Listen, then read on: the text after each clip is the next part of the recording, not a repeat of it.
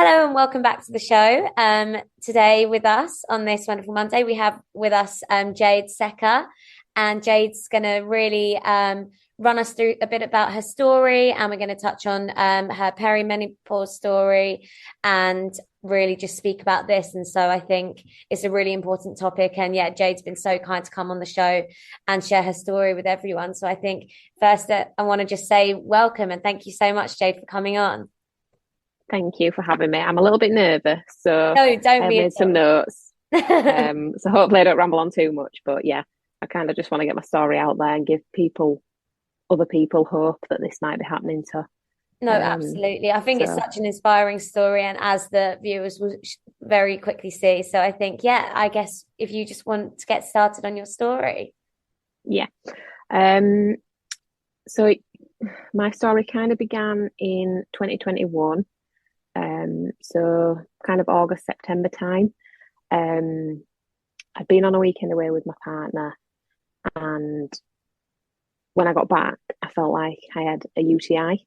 Mm, Now, my GP didn't dip my urine, which seems to be quite a common thing in like people that have UTIs. They just get handed antibiotics without any kind of real testing beforehand. Um, so I was given antibiotics. I was actually given three different types of antibiotics because this UTI wasn't going. mm. It's because it wasn't a UTI basically. Yeah. Um, so yeah, I had these kind of hurt, like burning when weeing, burning after weeing, sensations. But then I also started having, like, sorry if this is TMI, but I also started having when I was having a wee and then wiping, I'd have streaks of bright red blood on Mm, the tissue, like I had yeah. cuts basically. Yeah. Um, but then when my GP looked, no, it all looks fine. So anyway, they tried me on a few different thrush treatments, a few different antibiotics, and then off I went down the consultant rabbit hole Mm, um, for many months. Um, so I was very fortunate to, before this, have private healthcare. So I have done majority of my stuff through my private healthcare, mm, and the majority of it has been covered cost wise, which has been fortunate for me. mm, Unfortunately, a lot of the consultants that I saw did not sort of wield me any results. mm, So in a way, it was kind of pointless. So basically, what happened was I was going to consultant after consultant, um, trying to sort of understand why I had these vaginal symptoms like soreness, the bleeding when wiping, just general like burning, hurting to wee. It was horrible. It was basically taking over my life, yeah. which is just shocking at 31. Um, so in total, over my time of having this, I actually saw 10 consultants in total Oh, about wow. this issue. And that's not including my GPs or the sexual health clinic, because I went Yeah. to the sexual health clinic either two or three times as well. They all kept telling me I had different things. Thrush was predominantly the thing that they kept telling me. Mm, In the end, I got a little bit desperate and I went to London. So I live in Leeds, if you can't tell yeah. by the accent. Um, I went all the way to London with my partner, took a day off work, and I went to go see this gynecologist who looks at your swabs under a slide Mm, and kind of counts all the stuff in there. And he told me I had CV, which is like an overgrowth of the good bacteria. And I was like, right, I've got my answer. This is yeah. it. I've waited all this time. It kind of matches, kind of don't, but I'll take it because it's different to thrush. Mm, Um, I did the protocol, which was bicarb douches, and basically I ended up with a really severe E. coli overgrowth then. So I was in even more agony. yeah. And it was summertime as well, so I was just, yeah, Oh, as you gosh. can imagine, Yeah. So, severe pain. Um, I went back to him a couple more times, and stuff that he was saying just wasn't adding up, to be honest. The treatment wasn't working for me. the bicarb, and Mm. apparently that is the only treatment. In the meantime, I did another couple of like microbiome swabs. Mm. Um, so that was where I ended up spending the money on kind of private testing. Mm. So I got some microbiome swabs. They just said that I basically had a normal vaginal microbiome at that time. So I had sort of in the 90s lactobacillus and then just a couple of other like minor things that were Yeah. nothing.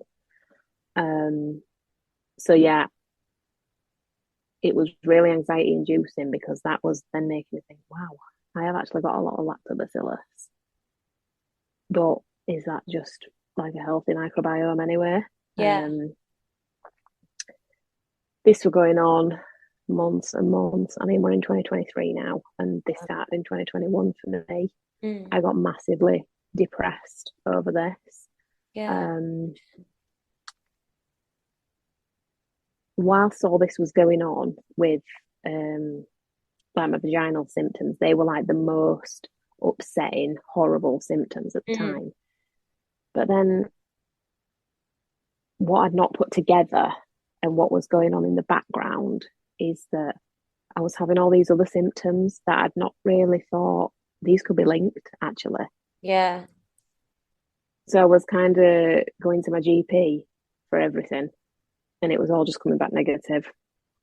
So like joint pain, Mm. headaches. I was having my periods had changed, not drastically time wise, Mm.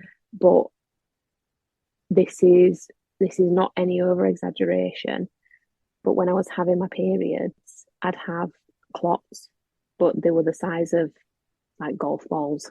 They were Oh my huge. gosh. Wow. Yeah, to the point where I was thinking, is this an A&E job? But that was every period I had. Wow. Yeah, so that was kind of going on for about 6 months. I did mention this to numerous gynaes. I actually ended up having an operation. Mm. I had a I had a laparoscopy to see if there was anything that he could see, and he didn't really find anything of any kind of significance. Mm. Um, but yeah, I'd been going to my GP for lots of different symptoms, insomnia, um, like low mood, basically. I'd even been going to my dentist because I'd started suffering with really sensitive teeth, which is something I've never ever had before. Mm.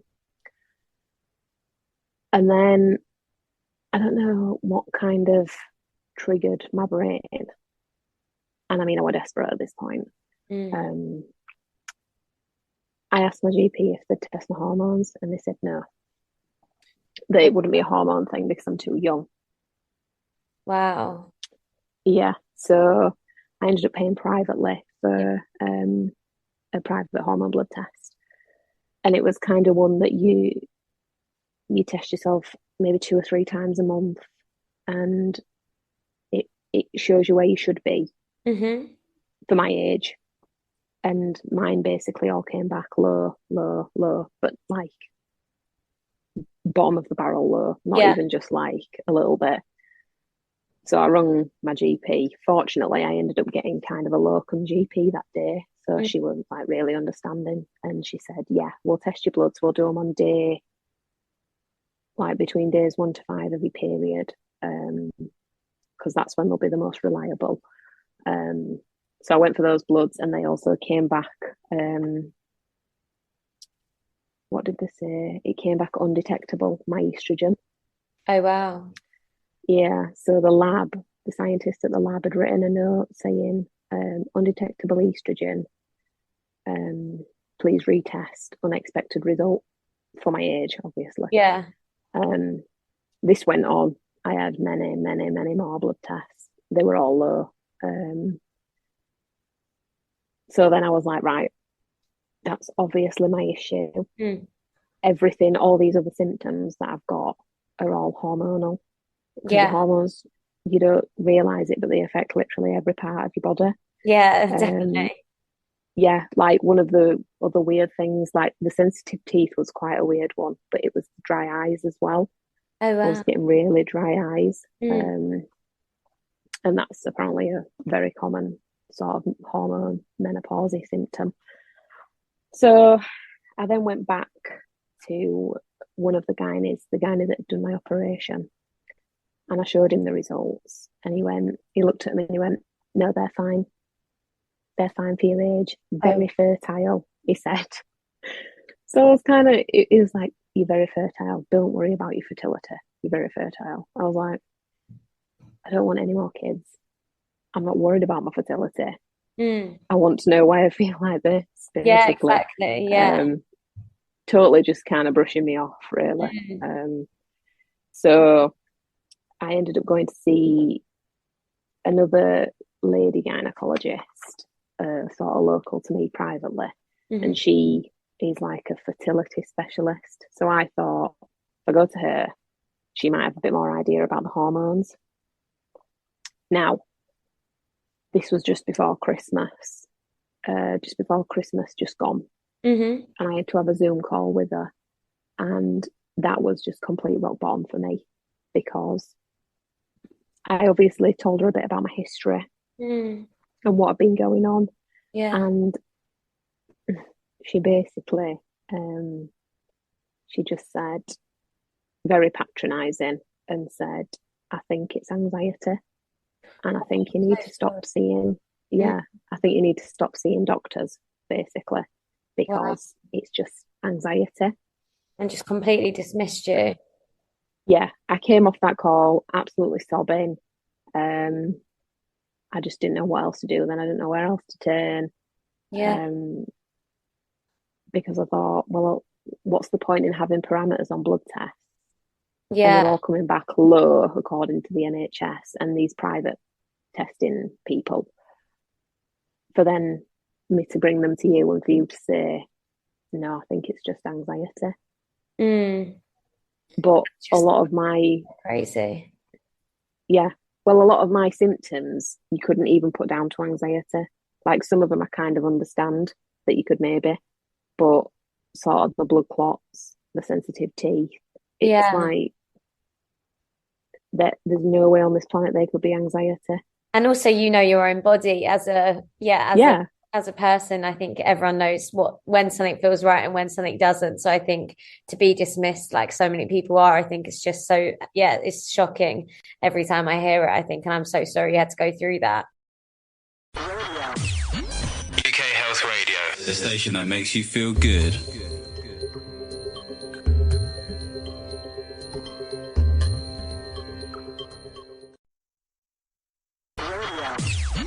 UK Health Radio, the station that makes you feel good.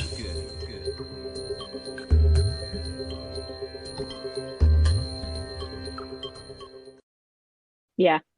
I mean, it's crazy to be honest.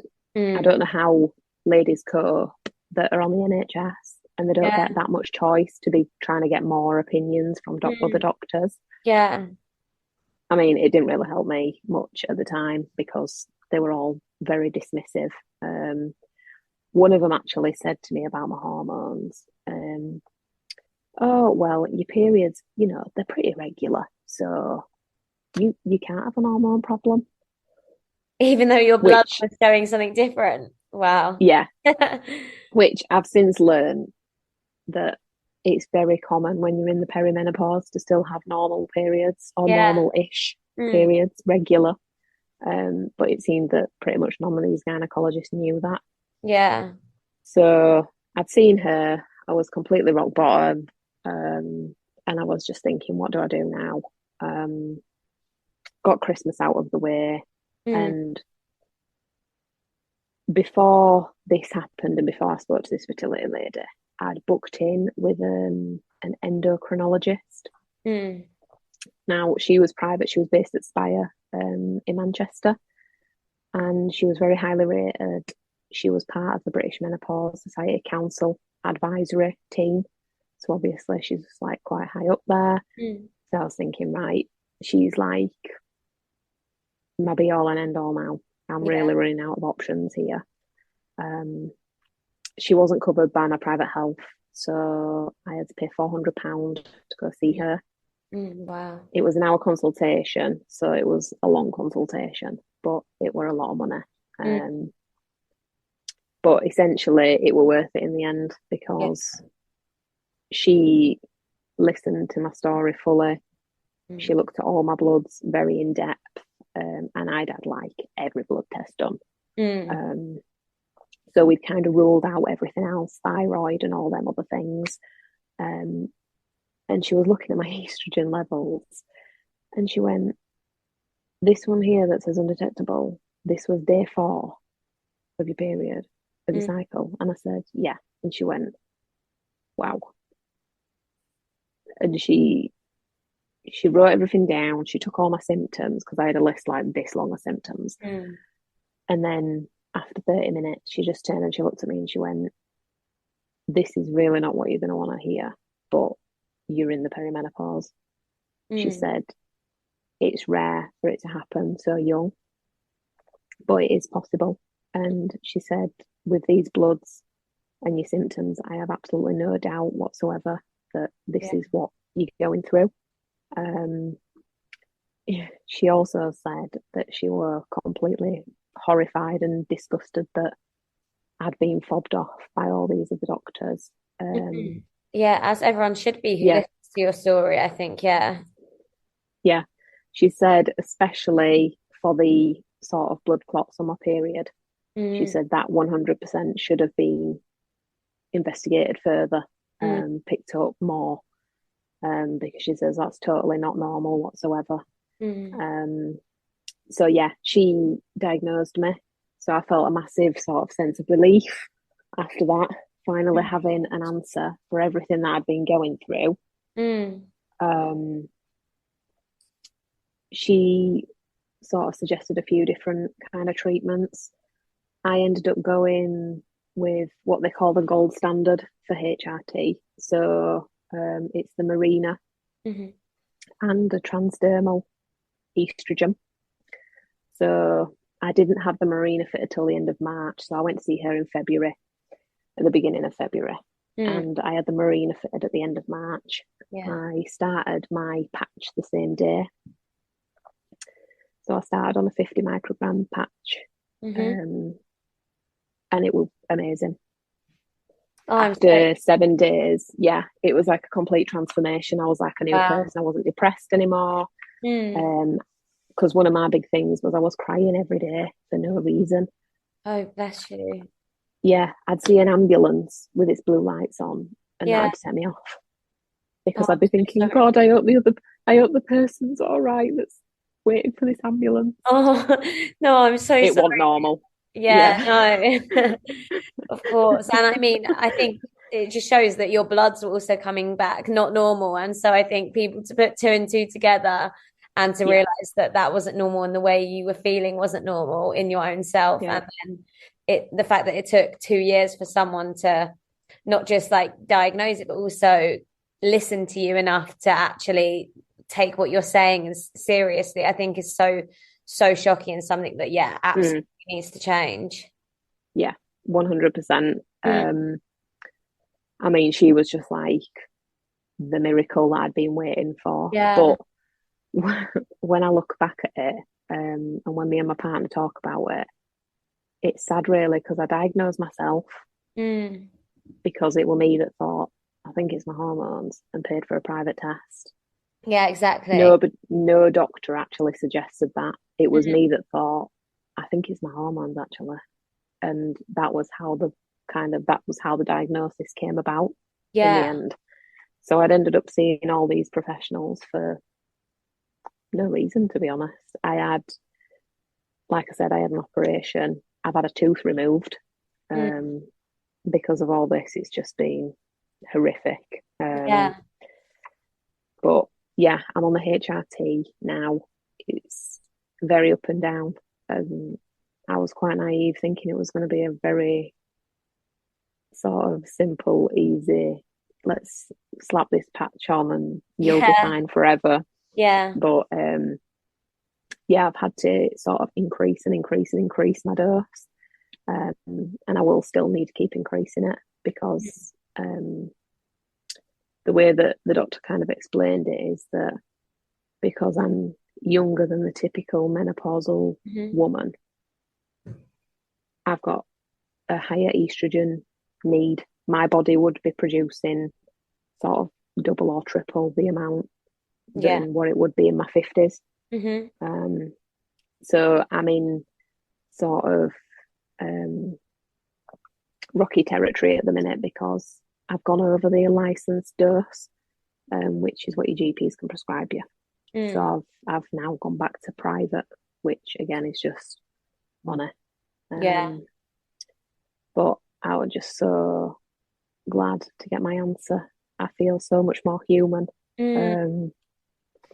Yeah, I'm so glad that you managed to finally get your answer. I mean, yeah, it's again shocking that it took 2 years and all of that. I think it's not even just the financial cost, even if some of it was covered. I think it's more the emotional, as you said, and just the stress and taking time off work, so the amount of time that you wouldn't be able to fully commit to friends, family, work engagements, etc. I think that's obviously so invaluable, and you can't even put a cost on that. So I think just the feeling of being dismissed and ignored by your practitioners, I think is just so disappointing. And UK Health Radio, the station that makes you feel good.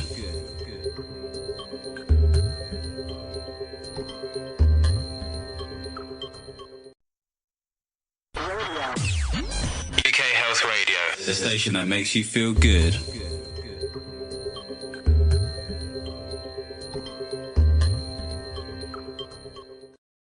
Or even just, I think something that struck me about your story was the fact that, one of the consultants just said, it doesn't matter, you're still fertile, as if that was the only reason why you would be concerned, as opposed to actually you not feeling right. And as you said, crying every day and having these really uncomfortable symptoms, I think is, really, really shocking that as long as you're fertile, then it's fine. And that's kind of dismissed as being the only need. Yeah, I mean, it's ridiculous, really, because I was totally rock bottom. And I mean, rock bottom. I've never felt so low in my life. And the worst part was, and me and the other girls in the WhatsApp group that I've got, we say this a lot, that the worst thing is going to someone new, especially like a doctor or a consultant, and you feel so anxious because you're just thinking, I really hope this goes somewhere, but I don't think it's gonna. You've kind of already got that negative attitude in your head. And there's the worst feeling is coming out and feeling like you've just got nowhere, and there's just no hope, because what they've said to you is just complete and utter useless, and you know it.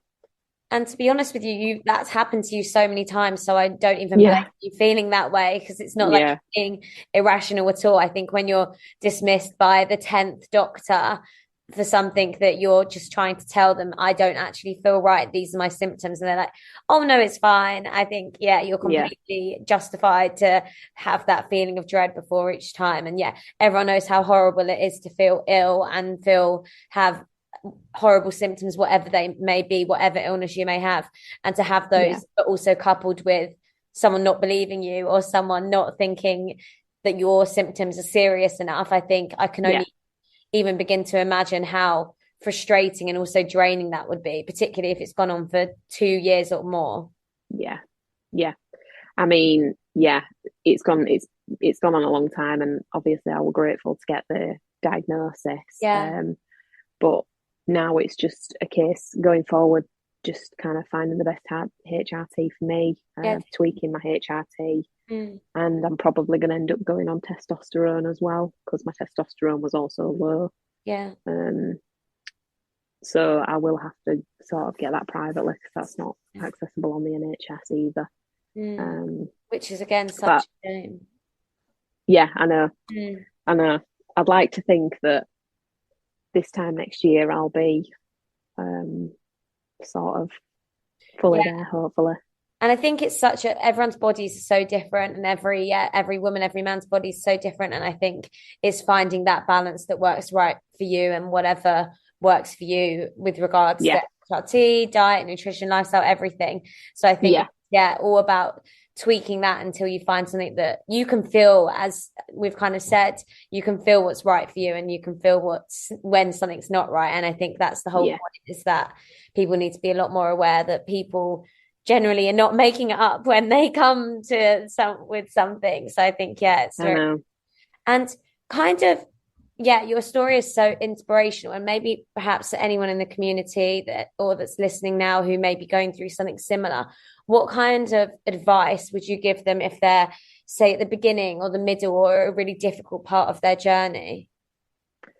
I think the main bit of advice I would give is do not give up. Yeah. Your symptoms are real, and just do. If you see, even it took me 10 consultants to get my diagnosis. Do you know what I mean? You've just got to keep plodding on. It's horrible, but you will get there eventually. Home testing for microbiome, fantastic resource if they're your symptoms that you're having. So definitely utilize that if you can afford it. But just keep going, and you will find someone that will listen eventually. And you will get diagnosed eventually. It's not normal to have symptoms that you never used to have before. So yeah, exactly. No, I couldn't agree more. And I think that is really inspiring. It's so hard to kind of see a light at the end of the tunnel, but I think I really hope that we're moving towards that care, which does really help close that gender health gap with regards to research, with regards to knowledge, with regards to the products that we're able to offer on the NHS, for example. Like, for example, I'd love Screamy's products to all be able to be free off the NHS. Like, that would be so good. So I think that'd be amazing. Yeah, exactly. So it's just, at any point, I think it's just, that hope that we'll keep working towards it, and both in regards to individually keep looking for that solution, and also to the NHS and the healthcare as a whole. I think it's such an innovative space which is expanding so much. I think that hopefully we'll get there really soon. So I think that's super inspiring bit of advice. Yeah, definitely. But the gender gap, like you said, it's just ridiculous. But you've just got to keep plodding on. If you had a willy, I'd have been sorted the month after I got my symptoms, but I am, and it's taken 2 years. So I'm so glad that you've kind of reached, at least you're coming towards what feels like a more equilibrium in your journey, and not that really like saddening space where I think that it's been really hard for you. So I think that's really, really, really nice for listeners to hear that there is light at the end of the tunnel, as we kind of said. It does get better. It does. It takes ages sometimes, but it does. And I'm so glad to hear it, and I'm just really sorry that you had to go through such a long and painful journey to get there. But thank you so much for sharing your story. And I guess is there anything else that you kind of want to say as like a final remark or anything at all? Again, just don't give up. Keep going. You know your own body. And you'll get there eventually. Oh, thank you so much. That was so lovely. And I'm sure the listeners will absolutely love to hear this story. Thank you for having me. Thank you.